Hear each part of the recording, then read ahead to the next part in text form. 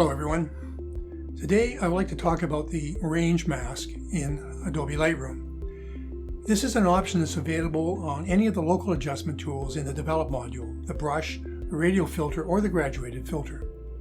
The radial mask allows us to use differences in the luminance values, that is lightness or darkness within the image, or color differences to automatically create masks that will limit those local adjustments to just the areas you're attempting to work on. Basically, we're making the image do the work of creating the mask for us.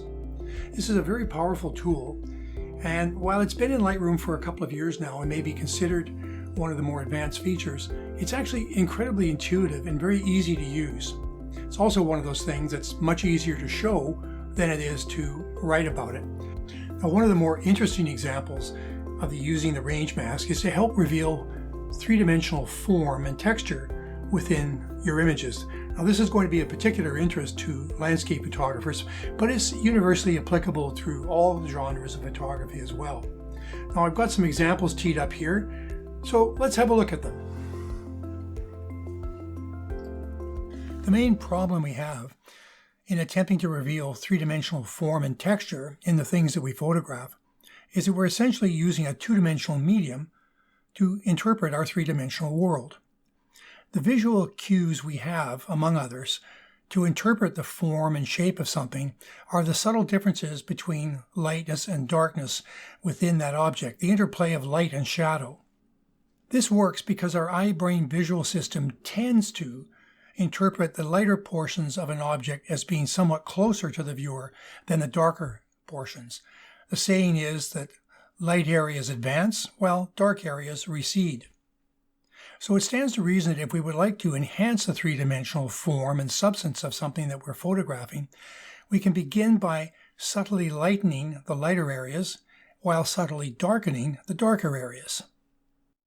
Now, in this image of the old abbey near Gourd in Provence, it's late in the day. You can see that the sun is just hitting the tops of the abbey.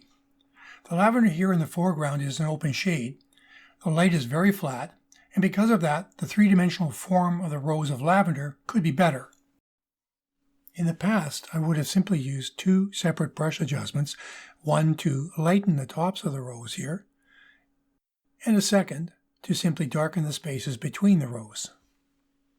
And as you can see, switching from the original here to the final version, we definitely have a much greater sense of depth and dimension, of roundness, if you will, of each of these rows of lavender. Now, while this brush technique works well, where we have large, well-defined regions of lightness and darkness, when the detail becomes finer, or those differences between the lighter and darker areas becomes more subtle, brushing becomes cumbersome and often very difficult to achieve a natural-looking result.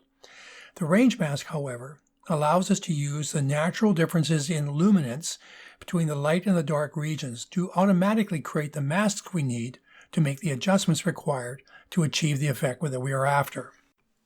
Now, before we dive into a real-world example, let's have a look at exactly how the range mask accomplishes this.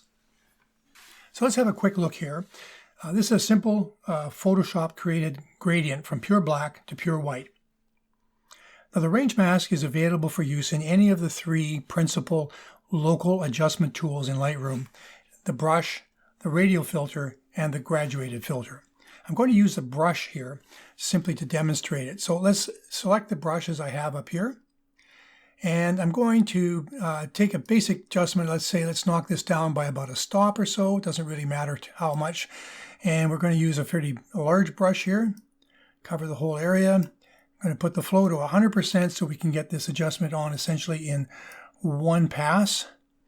And now, below the brush adjustment tools, we can turn on the range mask. With the range mask, you can limit your adjustments based on color or luminance. We're going to pick luminance for all of the examples here. Below this, we have an option to turn on the luminance mask, which if I select that now, the entire area is covered, indicating that whatever adjustment I apply now will be adjusted and applied to the entire gradient. If I want to limit this now, I can use the range sliders below that. The only thing to keep in mind here is that the only tones that will be affected by whatever adjustment you've applied exist between the two limits of the sliders. The dark or shadow values are on the left, and the highlight or white values here are on the right. And I can move these sliders to limit the effect. So if we want to remove this effect of this one-stop drop in brightness and keep it off of the brightest tones, we can simply grab the highlight slider and move it downward. And as you can see, the range mask starts to move off the brighter areas, indicating that this one-stop adjustment is no longer being applied there. Firstly, if I want to apply this only to the brighter areas and limit its effect on the darker areas, I can grab the shadow end of the scale on the range slider and simply move it up. And as you can see, the range mask is indicating that we are pulling that effect off of the darker tones. Now going back to the highlight side, let's move it down here kind of arbitrarily into the middle and have a look at the next slider here called the smoothness slider. Now this essentially adjusts the area of transition between the effect being 100% on and having no effect. If I drop this down, essentially the transition between having the full effect of your adjustment and no effect becomes very short. It becomes a much more abrupt transition between the two. Moving the smoothness slider up spreads out the transition over a much wider area. So that's essentially how the range mask works. So just to keep me honest, without the luminance mask reveal turned on, you can see as I move the sliders, the effect comes first off the highlight slide of the scale, and also as I move the shadow slider up, you can see the effect come off the darker tones as well. So I think that gives a reasonable sense of how the range mask works. Let's apply it now to a real-world image. Okay, let's take our newfound understanding of how the range mask functions with the luminance option and apply it to a real-world image, starting with this one from somewhere along the roadside in southern Tuscany in Italy. You know, when I sit down to process any image, I first take a moment to think about what it was that caused me to pick the camera up and point it at a subject in the first place. And one of the things that I've always found visually fascinating about this part of Italy are these undulating fields, rolling fields or pastures with this wonderful texture that you see here across the middle ground.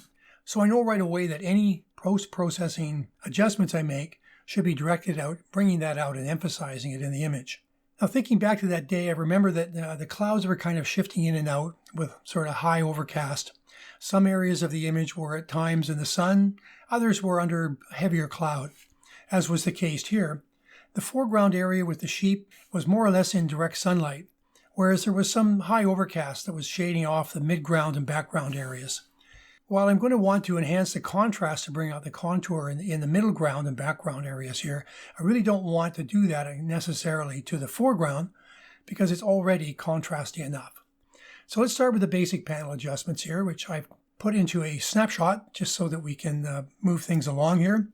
And as you can see, basically just a small bump on the contrast and some enhancement to the vibrance to kind of restore what was probably there when I saw it with my own eyes in the first place. Now, next step will be try to bring out more of the variation in tone here to enhance that sense of depth or three-dimensionality in the rolling hills there. Once again, I don't want that really to affect this foreground area, so we're going to use a local brush adjustment. And we're going to start here by double-clicking the word effect. That zeroes out everything. Always a good starting point with any local adjustment. And let's start with the highlights. So let's try to bring out just the tops of these ridges to make them a little bit brighter, to make them stand out a bit more. So I think we're going to probably push this up about a half a stop. Probably should do it about right. I rarely find that I need much more than a half a stop for any of these adjustments of this type. Okay, we're going to tap the O key now so that we activate the mask reveal on the local brush so that we can see where it is we're actually painting. And we're going to cover the areas here from the background right down here to just before the sunlit area takes over. So we're just going to click and we're going to bring this on. Now, of course, I can tap the O key now that we've got the brush on, and we can see, of course, it's brightened the whole area, shadows included as well. So we don't really want that to be the way it ends up. So let's engage the luminance option here on the range mask. And remembering now that the only area that's affected by adjustments you make with this option are those that exist between the two pointers. So I want to take this brightening adjustment off of the shadows. I'm simply going to move this up. And it's probably somewhere, let's see, maybe around there. There. So that's basically just limiting it to the tops of the ridges. Can engage the luminance mask here to show that basically it's just the brighter areas here that are being affected by that. Now let's do the same thing all over again with a new adjustment. Once again, we'll double click the word effect to zero everything out. And this time we're going to work on the darker areas within the ridges here. So we're going to pull the exposure slider down about a half a stop, maybe a little less. And I think I'll pull the shadows down a bit as well. Now we can just basically paint this on. I'm going to tap the O key to show what it is, where we are painting rather. And we're just simply going to go over the same areas. And that should do it. And of course our adjustment has affected every area of the portion that we painted over, which is not what we're after. So we're going to go back here. We're going to gauge the range mask with the luminance option. And once again, we're going to limit this so that it only affects the darker areas of the image. So we're going to take, in this case, the highlight slider to pull this adjustment off of the brighter areas and drag it down until it just begins to kind of look right. Okay, now the only thing left to do here is to think about the transitions. To me, the transitions between the lighter adjustment and the darker ones look a bit on the harsh side. So I think we're going to go back here to the highlights adjustment, and maybe we can spread this out a little bit too by just pushing up the smoothness slider to, well, maybe that looks a bit better. So there you have it. That's the application of that luminance option here for the range mask for this image. And I think you'll agree, if we go back to the original basic panel image on my snapshot and go forward to the range mask that we just created, the effect is quite pronounced and really helps to bring out that sense of form and dimension in those hills in the middle ground. It also, because we're darkening the line of the cypress trees here, it also tends to emphasize this nice compositional line that pulls the viewer's eye up to this villa up on the hilltop. And at the same time, we've not overly influenced or enhanced the contrast, which would be undesirable in this particular image. Now, we don't always have to use this to bring out form and dimension. All the range mask does with the luminance option is allows you to specifically target in a very natural way specific areas of luminance or tone within an image. So let's look at another perhaps simpler example. And in this image, I like this localized band of cloud that was partially obscuring the setting moon. But I really was looking for a way to try to enhance the sense of form and dimension, if you will, of that cloud. And this is another example where the range mask is perfectly suited to the task. So to begin with, I'm simply going to apply a brush with a slight bump on the exposure of about, half a stop or so to start with. And I have that again in the snapshot. And tapping the O key, you can see it's just one swath right across the clouds, not particularly concerned about going over the lines at all, because we're going to limit that back with the range mask. So engaging the range mask in the final here, if you look down on the range mask controls, we'll simply pull the shadow slider of this up to very high up the scale, so really just affecting the brightest portions of the cloud in this case. You can show the luminance mask here. This is basically just the brightest areas in the cloud are affected by this adjustment of about 1/2 stop. So if you can go back to before and final, I think you'd agree that it greatly enhances the sense of form and dimension within the clouds. Now, you're not limited simply to affecting simple luminance changes within the area that you're editing. You can also apply any of the controls that are available to you within any of the local controls. On the day that I shot this image of a vineyard in Tuscany, I recall that the fall colors along the tops of the rows of the vines and the trees in the middle ground there were much more vibrant than they appear here in this raw file. Again, it was the vibrant fall colors and the wonderful texture here of this wooded grove in the middle ground that really caught my eye. So thinking about that helps to inform the approach you're going to take with the processing of the image. So the basic panel, once again, as it usually is for me, is all about reintroducing or restoring the basic contrast and saturation that was present in the image when you were standing there looking at it. And the basic panel adjustments essentially do that. Big bump in contrast, lifting the shadows a bit just so we don't go too dark there and lose the detail. Push the blacks back down to give a nice solid foundation and a bit of extra clarity and vibrance as well. So this is getting closer to where I originally had envisioned the image, but I still think there's an opportunity to bring out some more vibrant saturation here of the fall colors along the tops of the vines and of these middle ground trees, as well as the texture and detail, the, again, three-dimensionality of the trees here in this wooded grove. And once again, the luminosity mask with the luminance option gives us a perfect tool to target these adjustments exactly where they need to be. So let's start again with here, our luminosity mask adjustment. Go again, this was done with a brush. So we'll go activate that brush. And here is the O key tap to show the areas that were painted over. Obviously we want to keep all of these adjustments off the sky because I kind of like them just where it was. Now we'll take the O key off and take a look at the range mask here for the luminance option. And this particular adjustment, again, we're just lifting the contrast, a slight bump on the exposure, lift the highlights a bit, pushing some texture and clarity to bring out that wonderful mid-tone detail that exists along the tops of the vines and the trees here. And of course, these trees in the middle ground as well. The range mask is moved up, so we're really catching in this particular case the kind of the upper middle tones all the way up to the highlights. You can see that the darkest regions here underneath the vines, in fact, are still pretty dark. There's none of the reddish tone there that indicates the range mask is applying or limiting the effect of those areas. Turn the range mask off, and there's your basic luminance adjustments. So again, we're pretty close. We certainly have increased the feeling of roundness or dimensionality within the trees in the midground. So I like the way this is shaping up so far, but I think there's still some opportunity here to enhance the warm golden tones of the trees in the middle ground and of course the tops of the rows of vines. Now I know I said at the outset that I really wouldn't be talking about the color selection option in the range mask, but this particular situation is absolutely tailor-made for it, so I can't resist, and here we go.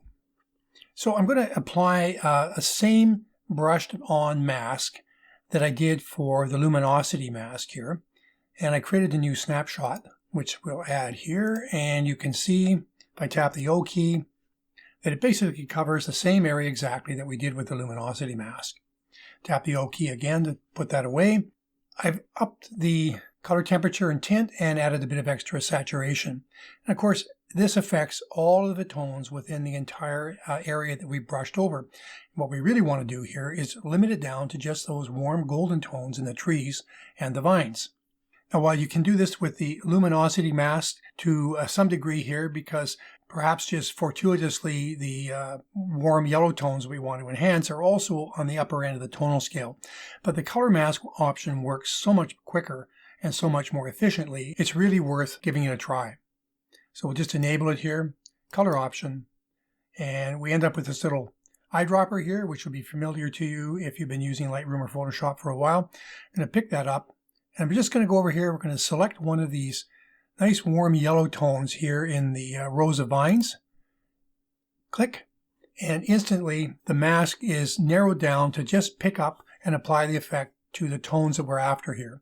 I can turn on the brush mask again by tapping the O key, and you can see that the red color indicating those areas where this effect is being applied is in fact just limited to the warmer yellow tones. Now if you hold down the Shift key, you can select up to 6 different sample points altogether if you want to expand or more further refine the area of colors that are affected. If you pick an area that's incorrect or a sample point that's wrong, say I pick down here on the green, hold down the Shift key and click. Of course, that now puts the warming effect in areas that I didn't want it to go into. So if you want to get rid of a sample point, we simply hold down the Alt or Option key if you're on a Mac and click the same point again, and it's gone. Tap the O key, and there's, I think, kind of our optimized image here.